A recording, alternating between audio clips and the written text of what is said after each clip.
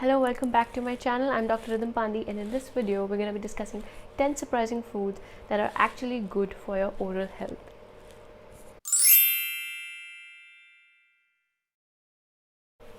So the first food in my list is cacao nibs. Now cacao nibs are formed after harvesting the cocoa beans or the cacao beans, which are then dried and fermented to release the dark bits that are known as cacao nibs. These cacao nibs have a slightly bitter chocolatey flavor, which you probably know known as dark chocolate. Now we've all been always taught that chocolate is not good for your teeth. Why is it not good for your teeth? It's not good for your teeth because of the sugar component in it and not because of the actual chocolate component in it. Dark chocolate is actually very good for your teeth because of a compound called as theobromine found in the cacao nibs that has an anti-cavity effect on your teeth, which is as good as the effect that fluoride has on your teeth.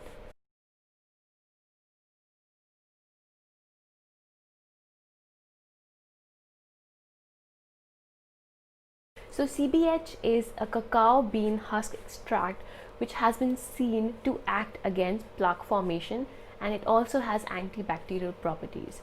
So now you know that chocolate is actually good for your teeth. What is bad for your teeth? Sugar. So actually without the sugar part, chocolate is good for your teeth. So as long as you're having dark chocolate without sugar in it, it's not bad for your teeth. Now cacao nibs are also high in potassium, which can help lower your blood pressure, and it's also high in flavonoids, which are powerful antioxidants that can reduce oxidative stress in your body. The second food group in my list are strawberries. Now strawberries have malic acid in them, which have like a slightly exfoliative action on your teeth that helps in naturally whitening your teeth, and they also prevent staining of your teeth if you consume them right after you eat.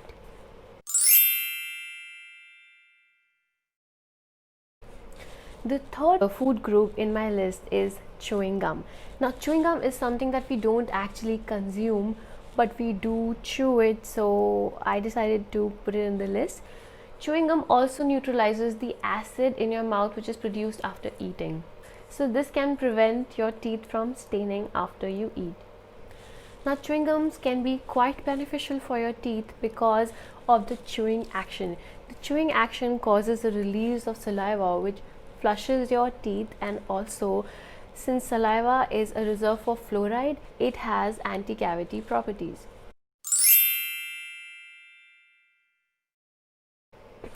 Now the fourth food group in my list are crunchy vegetables such as celery sticks or carrot sticks. That's something that you can just chew on raw. So how they help is basically because of the fiber that naturally flosses your teeth, and they massage the gums every time you chew on them or you bite on them.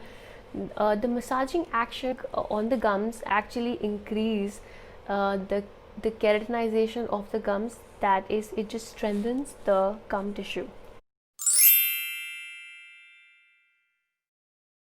Now the fifth food group in my list are leafy greens. Now we all know that leafy greens are really good for your health because of the vitamins and the mineral content of the leafy greens. They also support your oral microbiome, which means that it promotes the balance of the good and the bad bacteria in your mouth. The leafy greens support the growth of the nitrite reducing bacteria found in our mouth. What they do is that they convert the nitrates in the leafy greens to nitric oxide. Now the nitric oxide is very useful for your cardiovascular health because it causes widening of your arteries. Leafy greens such as kale are also rich in unbound calcium, which is not bound by oxalates and is easily available to be absorbed by your body.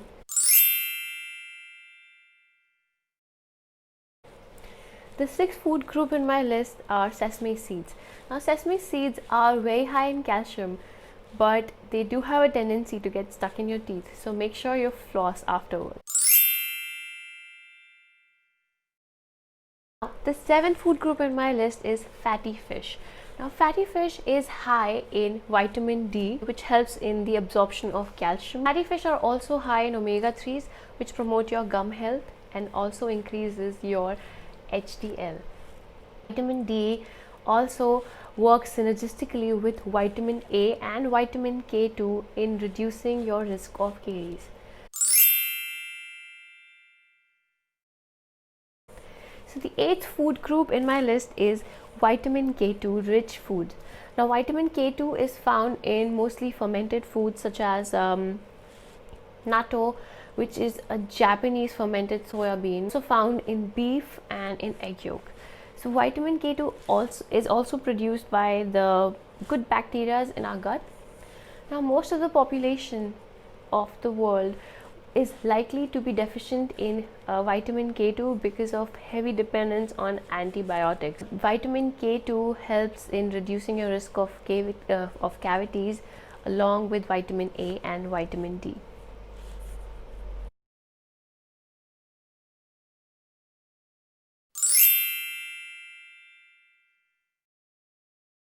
And now we come to the ninth food group in my list, which is onions. Now, onions are high in sulfur, which has antibacterial properties and thus is very good for your mouth.